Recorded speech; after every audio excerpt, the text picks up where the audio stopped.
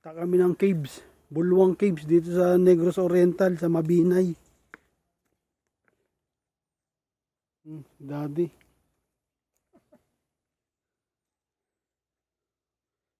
Pulis ng mga bato rito. Limestone daw to eh. Buti naman umaraw na.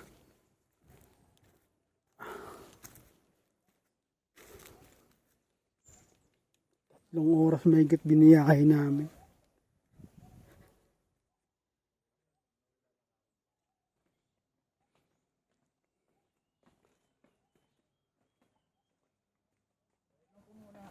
Sige sir.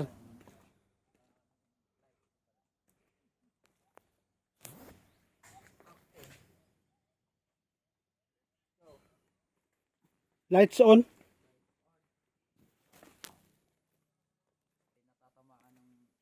Liwanag ng araw. Ito na ba ang umpisa kuya? Bawal may bawal maarawan. More on sir, yung entrance talaga is naaarawan talaga siya. So Oo. kaya makikita natin na may mga lumot na tumutubo na. So meron siyang mga Lang. ang purpose po kasi nito is may mga crystal deposit sa loob ng cave. Oo. So may mga local hunters po na nagnanasa na kunin yung mga deposits kaya po ginawa ng gate po. Oo. Pero ginawa ang Taas malaki. yan de Hindi mataas yan. Ginawa ang malaki yung mga rail gate po para yung mga swallow kagaya nun makapasok. Makapasok. So watch your heads lang po. Then, Dati ha. also po.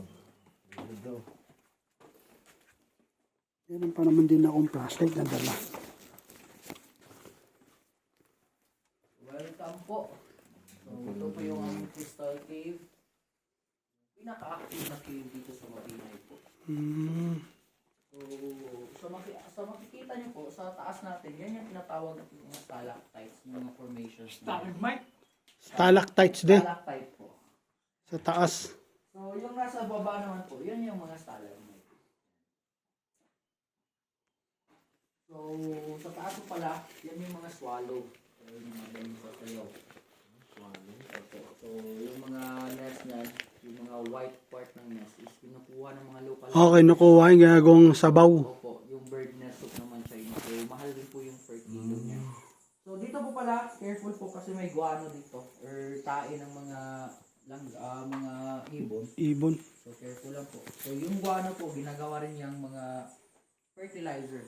So walk on your left side lang. Hindi, po, dito ka humawak sa kaliwa.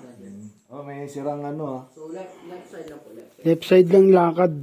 May sirang Oo. Nilagyan nila na ng ilaw para medyo ano.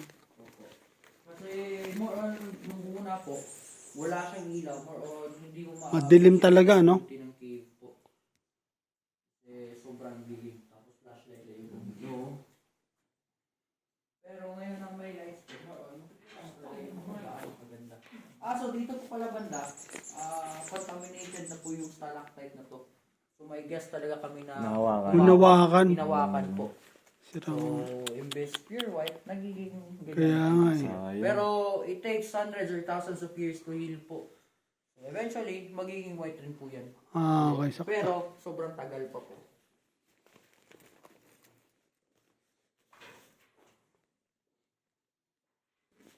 So, sa right side niyo po pala, ito yung tinatawag namin coral reef site. Kasi yung mga formations dito, yung parang mga corals po. So, sa mga mahihilig sa mga rock songs po, meron tayong parang rock and roll sign doon. Yan. Formation niya. yung mga formation. Kasi dito sa cave po kasi is more on pag malawak yung imagination mo, may mga makikita ka talagang mga iba't ibang formation po. Kagaya niya na parang jellyfish po. Yun.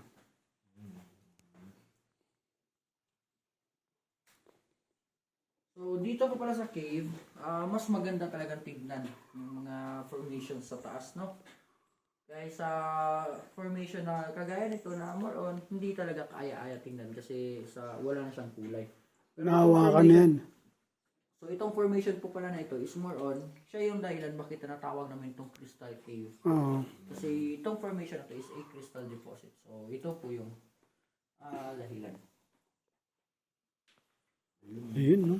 Yun, Ganda. Oh. Ang ginto. Para Crystal siyang deposit. crystal deposit din. Kala ko ginto eh. Mahal rin po ito. Oh, mahal din yan. Kasi ginagawa chandeliers yan or mga necklace or Kaya bracelet po. No? May panigi. Bahay ng panigi. So dito po sa cave, yung stalactite at stalagmite, nagtatagpo sila eventually. So tinatawag na namin yung column formation. So nagtatagpo na sila. So, may kamay po pala tayo dito. Parang kamay na formation ng stalagmite. Ito. Picture ka dyan, oh. Pinicturean ko na siya. So yung column formation po pala, pag nagtagal, sobrang tagal na po, nagiging pillar siya. Nagiging kagaya na siya. Yan, oh. Ganda, oh. Nagiging haligi na siya ng cave po. Sobrang laki na talaga. Dami, no? Baba na eh. Pillar formation. Ito yung nagulot ng mga locals way back po. Hindi pa nakatake over yung LGU ng Marinay. Oo. Develop yung cave po. So may mga tao talaga dito na pumunta. Hindi alam kung ano yung mga Pinakit pa gagawin. siguro eh, no? Malamang inakyat yan. So inakyat nila. So they cause damage inside the cave po. So sobrang sira na. Pero it takes hundreds or thousands of years to heal po. May formation na po pala tayo dito na sobrang ganda rin tingnan. Buti ito maganda. So last December po pala, may guest kami dito na sobrang tigas ng ulo. So Puti, hinawakan Pinoy.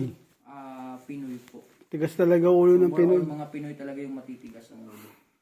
So more on po, hinawakan niya yung formation. So ito po yung ito po yung Ayun, no? resulta ng hinawakan niya. So yung handprint niya, very reactive talaga yung ulo. Pasaway sila, pasaway. Dito po pala banda, may cross dripping stalactite. So, pwede nyo rin po yung masalo.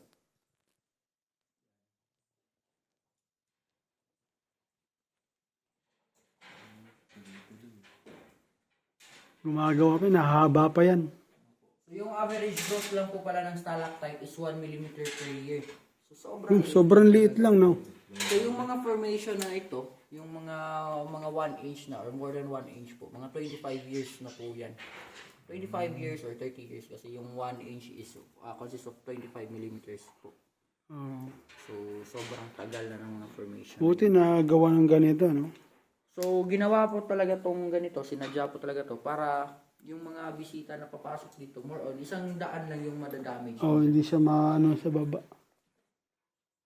So, dito pala banda, categorize kasi na beginner's cave tong crystal cave, kaya hanggang dito lang talaga tayo. Oh, hanggang dito Supposed lang. to be, may chamber pa talaga tayo doon banda, sir. Doon, yung ano. So, yung oxygen level dyan is sobrang baba. Hindi na kaya, So, mababa masasakit na. na talaga yung papasok dyan. Oo, meron pa nga. Pero napasok nyo na yan.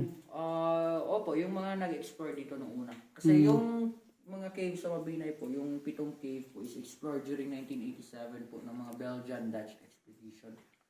So after nun, yung during 2000 na or 1990s, doon na nag-take over yung province of Negros Oriental. Ay, babalik na. Hindi na daanan talaga.